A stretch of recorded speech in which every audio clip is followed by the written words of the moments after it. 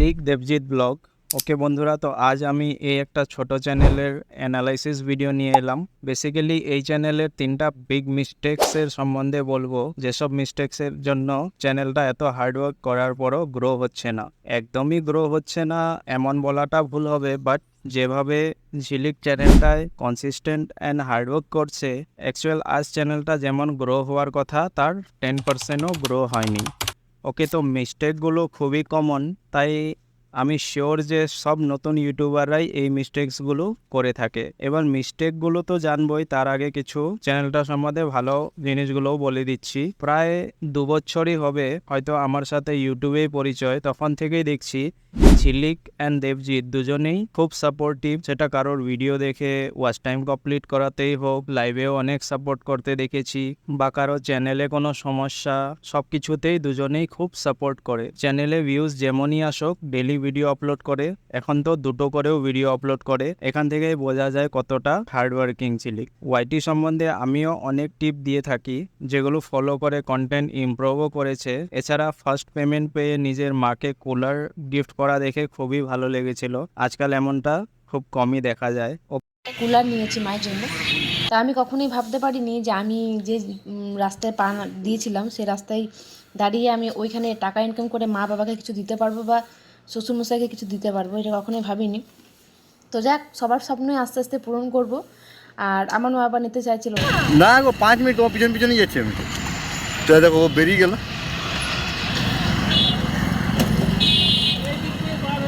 হ্যাঁ, ওইটা দিয়ে বেরিয়ে গেছে। দেখো আমার বাড়ির দুয়ার চলে এসেছি। টোটোতে করে জিনিসটা নামাচ্ছি, বাবা আর বিট্টু মিলে নামাচ্ছে। তো মায়ের হাসিটা ক্যাপচার করতে পারিনি, যেটা বাবাকে দেখাচ্ছিলাম। বন্ধুরা এসে নিয়ে কুলারটা বিট্টু দেখিয়ে দিচ্ছিল, আর এইটা হচ্ছে আমাদের নতুন বাড়িটা। দেখেছি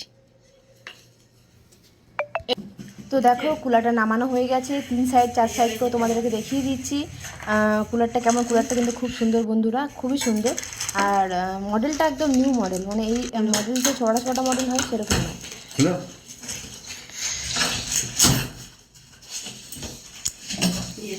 বার করো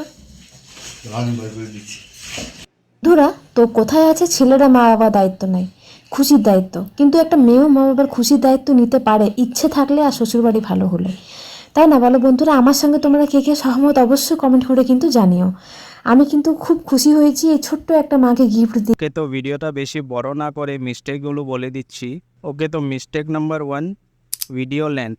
ঝিলিকের চ্যানেলে সব ভিডিওই 8 থেকে 10 মিনিট বা আরও বেশি লেন্থের বানিয়ে আপলোড করে, যার জন্য অ্যাভারেজ ভিউ ডিউরেশন খুবই কম আসে। এই ভিডিওটা বানানোর জন্য আমি ঝিলিককে জিজ্ঞেস করেছিলাম তোমার অ্যাভারেজ ভিউ ডিউরেশন কত আসে, তো আমাকে স্ক্রিনশট দিয়েছিল একটা ভিডিওর, 13% অ্যাভারেজ ভিউ ডিউরেশন ছিল। অ্যাকচুয়ালি 8 মিনিটের বেশি ভিডিও বানালে ডাবল অ্যাড চলে, তাই এটা করে আমি জানি। তবে ম্যাক্সিমাম ভিডিও আমি দেখি যে টপিকের ভিডিও 4-5 মিনিটের বানানো যায়, ওগুলো ফোর্সফুলি আনরিলেভেন্ট ক্লিপ অ্যাড করে ভিডিও লেন্থটা 10 মিনিটের বেশি করে ফেলে। এটার জন্য ভিডিওটা মিস্টেক নাম্বার 2, স্ক্রিপ্টলেস ভিডিও হয়ে যায়। এক্সাম্পল যেমন অনেক ভিডিও দেখি গানের সাথে ব্লগ, কখনো একটা গানই 2-3 বার রিপিট করে একই পোজের ডান্স।